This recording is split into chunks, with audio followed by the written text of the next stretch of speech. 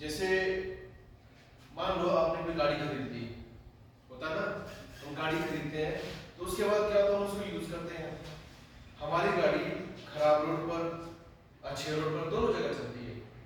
कई बार मौसम खराब होता है, बारिश पड़ रही होती है, कीचड़ पड़ता है, बर्फ पड़ती है, कई चीजें होती है। और अगर मौसम ड्राई होगा तो धूल मिट्टी की प्रॉब्लम रहती है। उससे क्या होता है, जो हमारी गाड़ी होगी उसकी बॉडी और जो इंजन होता है उसके ऊपर धूल जम जाती है। धूल मिट्टी कीचड़ ये चीजें होती है उसमें।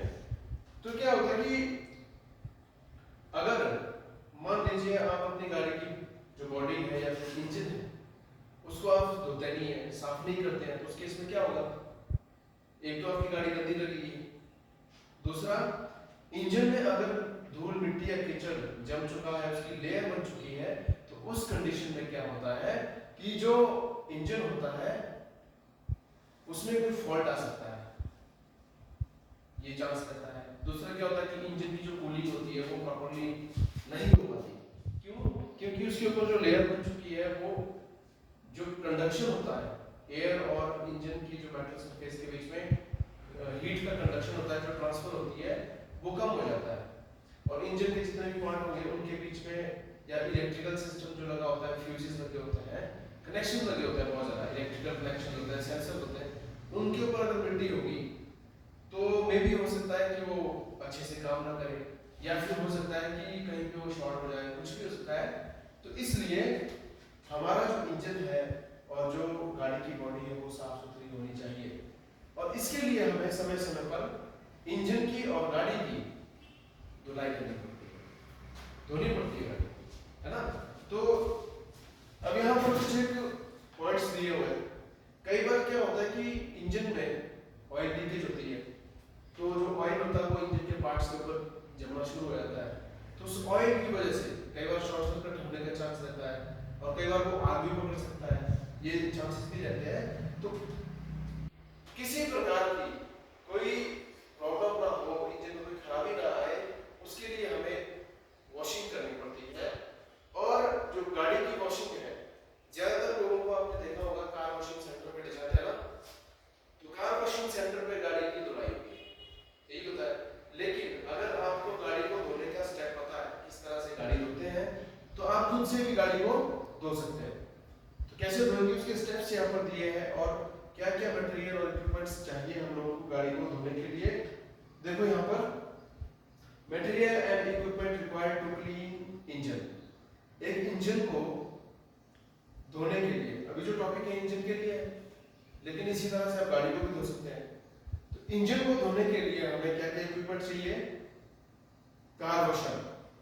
कार वॉशर सेट होता है ना, वो मोटर पंप सा लगा होता है जिसमें वो प्रेशर के साथ जेट निकलता है और गाड़ी या इंजन को धोते हैं। कंप्रेसर, कंप्रेसर होता है हवा का कंप्रेसर। जब हम एयर कंप्रेसर को कहीं पे लगाते हैं तो क्या करता है, हाई प्रेशर के साथ हमें हवा देता है।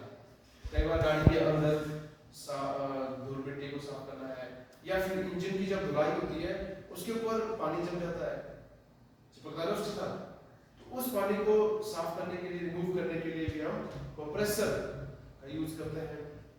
डीजल स्प्रे गन, इंजन को अगर वॉश करना है, अब डीजल स्प्रे गन भी हम लोगों को चाहिए। तो डीजल स्प्रे गन का काम होता है डीजल को स्प्रे करना। किसी पार्ट में क्या होता है, ग्रीस वगैरह होती है, कुछ होता है, तो उसको साबुन से या फिर सिंपल पानी मार के साफ नहीं कर सकते, तो उसके लिए हम डीजल स्प्रे गन यूज करते हैं। तो डीजल से वो साफ हो जाता है ना। देखो तो इसके स्टेप्स दिए हुए हैं, कौन कौन से स्टेप्स फॉलो करेंगे आप। तो सबसे पहले जब भी आपने गाड़ी धोनी है, बोलता है keep the vehicle on hard surface. सबसे पहले गाड़ी को समतल और कठोर जगह पर खड़ा करना है ना। अब जैसे घर में आप गाड़ी धोते हैं तो आपने गाड़ी ऐसी जगह पे लगानी है जहां पर मिट्टी ना हो, पेड़ पौधे ना हो, पत्ते ना गिर रहे हो, और मौसम साफ हो, छायादार मौसम होगा, छायादार जगह होगी, तो वहां जगह बढ़िया, तो वहां गाड़ी लगा दी। फिर उसके बाद अब हम इंजन को धो रहे हैं। किसको धो रहे हैं? इंजन को।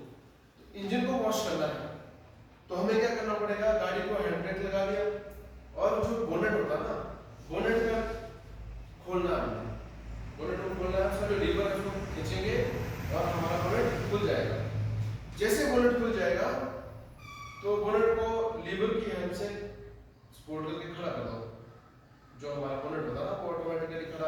करने की जरूरत नहीं है, लीवर होता है उसमें दिया हुआ गाड़ी में, उसको लेकर उसको सपोर्ट कर देंगे। फिर क्या करेंगे हम, inspect for external leakages of oil coolant gases. अब जब आपने बोनेट निकाल दिया, बोनेट को निकालने के बाद इंजन को अच्छी तरह से चेक करो, और इंजन को चेक करते हुए और उसके साथ जितने भी पार्ट लगे हुए हैं वहां पर किसी भी प्रकार के लीकेज है, चाहे वो कंबस्टिबल गैस की लीकेज है, इंजन ऑयल की लीकेज है, कूलेंट की लीकेज है, या फिर बैटरी की लीकेज है ना, गियर ऑयल की लीकेज है, ब्रेक ऑयल की लीकेज हो सकती है, पावर स्टीयरिंग ऑयल की लीकेज हो सकती है, उन सबको आपने अच्छे से चेक करना है। फिर जब आपने चेक कर लिया, अगर आपको लगता है कि यहाँ पर इंजन ऑयल लीक हो चुका है या फिर गियर ऑयल लीक हो चुका है, उस स्पॉट को आपने ध्यान में रखना। उसके बाद क्या करेंगे, allow the engine to reach atmospheric temperature। हम इंजन को ठंडा होने के लिए रख देंगे। जैसे हम गाड़ी चलाते हैं ना, मान लीजिए आप मनाली से मकलीपुर आए, गाड़ी चलाकर आए तो इंजन गर्म हो गया। अब गर्म इंजन में थोड़ी ना एकदम से प्रेशर जेट मारेंगे, खराब हो सकता है इंजन। वो इसलिए खराब हो सकता है कि जब इंजन गर्म होता है उसमें पार्ट्स के बीच में थर्मल डिफॉर्मेशन होती है, फैलता पार्ट है ना। तो वैसे ही इंजन जब गर्म होगा तो उसके ऊपर एकदम से पानी नहीं मारना चाहिए। वहां पर हमें क्या करना होता है, इंजन को ठंडा होने दो, जब उसका टेम्परेचर कम हो जाए, डाउन हो जाए, उसके बाद हमने इंजन को धोना शुरू करना है। अब क्या करेंगे, देखो अब जो इंजन है वो भी ठंडा हो गया, मान लो एटमॉस्फेरिक टेम्परेचर पहुंच गया, जितना टेम्परेचर एनवायरनमेंट का है उतना टेम्परेचर इंजन का हो गया, है ना। तो फिर क्या करेंगे हम, देखो सबसे इंपॉर्टेंट पॉइंट है, disconnect negative terminal of the battery for safety. गाड़ी में और इंजन में इलेक्ट्रिकल सिस्टम लगा होता है, और इलेक्ट्रिकल सिस्टम को पावर किससे मिलती है, बैटरी से मिलती है ना। तो बैटरी पर दोनों टर्मिनल होते हैं, पॉजिटिव और नेगेटिव। तो हमने वहां पर नेगेटिव टर्मिनल को निकालना है, नेगेटिव टर्मिनल को निकाल दिया, उसको साइड कर दिया, है ना, तार होती है टर्मिनल के साथ, उसको निकाल दिया। ये इसलिए निकाला ताकि किसी प्रकार का शॉर्ट सर्किट ना हो, किसी प्रकार का कोई फ्यूज ना उड़े, है ना। वैसे तो हम गाड़ी को बंद रखते हैं, लेकिन फिर भी कई बार चांसेस रहते हैं, अगर आपकी गाड़ी पुरानी है, शॉर्ट सर्किट हो चुका है, कुछ भी है, तो वहां पर शॉर्ट होने के चांसेस रहते हैं। तो गाड़ी को जब भी धोना है, इंजन को या गाड़ी के इंजन के कंपार्टमेंट को धोना है, बैटरी का नेगेटिव टर्मिनल निकालना चाहिए, उसको कनेक्शन को रिमूव करना चाहिए। सेकंड बोलता है नाउ यूज डीजल स्प्रे। देखो अब जो इंजन होगा, इंजन का वो पोर्शन जहां पर हमें लीकेज दिखी थी, क्या दिखी थी, लीकेज, उस पर डीजल स्प्रे करो, स्प्रे गन से। जैसे आप उस पोर्शन पर डीजल स्प्रे कर देंगे, उसके बाद क्या करेंगे हम, बोलता है कि now operate the car washer set water spraying nozzle at low pressure। देखो जब हमने डीजल स्प्रे किया उसके बाद हम लोग लेते हैं कार वॉशिंग सेट। क्या लेते हैं, जो मोटर पंप वाला मैकेनिज्म होता है ना, उसमें आगे नोजल होती है, देखो छोटी सी, और उसको लेंगे। फिर क्या करते हैं हम, मोटर चालू कर दी है, आगे से पानी का प्रेशर निकल रहा है, तो फिर क्या होगा, जो इंजन का पोर्शन होगा ना, आपने इंजन को धोना है तो हमें क्या करना होता है, हमेशा याद रखना, जो प्रेशर होगा, जो पानी का प्रेशर होगा, उसको आपने कम रखना है। क्या करना है, कम, ज्यादा प्रेशर नहीं करना है। तो ज्यादा प्रेशर से इंजन के पार्ट्स या जो कनेक्शन होगा उनको प्रॉब्लम हो सकती है। तो प्रेशर आपने मीडियम रखना है या लो रखना है, कम रखना है। फिर उसके बाद क्या करना है, उस स्पॉट पर जहां पर हमने डीजल स्प्रे किया था इंजन में, वहां पर वो प्रेशर मारना है। जैसे आप प्रेशर मारेंगे ना, तो वो जो डीजल जहां पर लीकेज हुई है वो साफ हो जाएगी। उसके बाद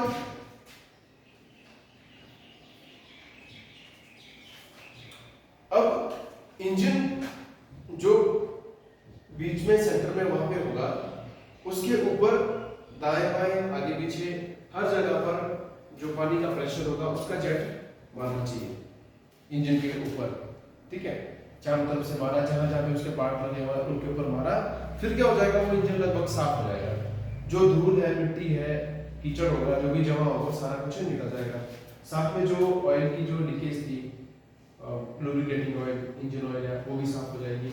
उसके बाद उतना करने के बाद क्या होगा, अब थोड़ी देर के लिए इंजन को छोड़ दो ताकि जो पानी है उसमें लगा हुआ वो हट जाए, वो नीचे को ड्रॉप हो जाए। उसके बाद क्या करेंगे, हम एयर कंप्रेसर को चालू करेंगे। एयर कंप्रेसर को स्टार्ट कर दिया, जो हवा का प्रेशर होगा वो हम इंजन के ऊपर और साथ में जितने भी कंपोनेंट होते हैं उनके ऊपर मारते हैं, है ना।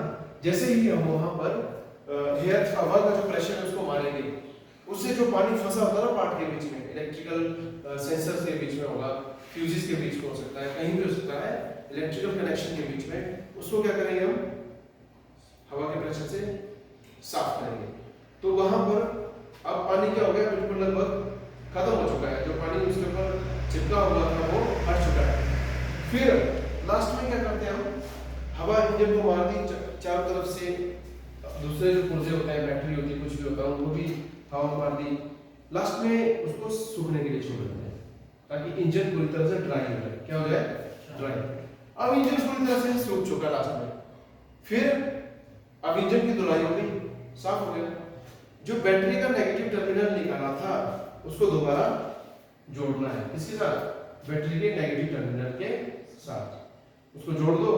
जोड़ने के बाद क्या करेंगे, आप इंजन को स्टार्ट करके देखो कि इंजन स्टार्ट हो रहा है या नहीं हो रहा है ना। अगर इंजन स्टार्ट हो गया, इंजन की वर्किंग को चेक करो, इंजन की आवाज को चेक करो। कई बार क्या होता है कि यहाँ पर रफली जब भी इंजन को धोते हैं ना तो हाई प्रेशर जेट का यूज करते हैं, बड़ा प्रेशर से मारेंगे उस पर, फिर क्या होता है जितने भी कनेक्शन होंगे कई बार उन पे फॉल्ट आ सकता है, लूज हो सकते हैं, और कई ऐसे पार्ट होते हैं वहां पर अब इतनी प्रेशर का जब जेट बजेगा वो पानी ऐसी ऐसी जगह पर पहुंचता है जहां पर नहीं पहुंचना चाहिए, इलेक्ट्रिकल सर्किट में, इलेक्ट्रॉनिक सर्किट में। तो इसलिए हम मीडियम और लो प्रेशर यूज करते हैं। अब इंजन स्टार्ट हो गया, अच्छे से काम कर रहा है, सब कुछ हो गया, फिर बोनेट को बंद कर दो और गाड़ी भी ऑफ कर दो, ठीक है। इस तरह से आपकी इंजन की, गाड़ी का जो इंजन होता है इसकी सफाई होती है। क्लियर है। अब एक चीज और है यहाँ पर ऐड करूंगा मैं, इंजन को वॉश करने के लिए वैसे तो उन्होंने डीजल को बोला कि डीजल का यूज करना है ना। कई बार क्या होता है कि हम मान लीजिए डीजल के साथ हम जैसे गाड़ी का एक सोप आता है स्पेशल, कार वॉशिंग सोप बोलते हैं उसको, उसका यूज भी करते हैं, कर सकते हैं उसको, और उसको इंजन के ऊपर लगाएंगे, अदर जितने भी पार्ट हो गए, बैटरी हो गई या दूसरे कंपोनेंट जो भी हो गए, उनके ऊपर भी इससे धो सकते हैं और क्लीन हो जाएगा। पूरा का पूरा जो आपका इंजन का जो कंपार्टमेंट होता है वो अच्छी तरह से क्लीन हो जाएगा, ठीक है। तो इस तरह से आपने ध्यान रखना, यही पॉइंट्स आपने फॉलो करने हैं, समझ गए। और एक चीज का ध्यान रखना, कभी जो हाई प्रेशर जेट मारते हैं वो नहीं कभी मारना है, उससे कोई फॉल्ट आ सकता है इंजन में, इस चीज का ध्यान रखना। बाकी सब चीजें हो गई, इसके साथ ये चैप्टर आपका क्लोज होता है।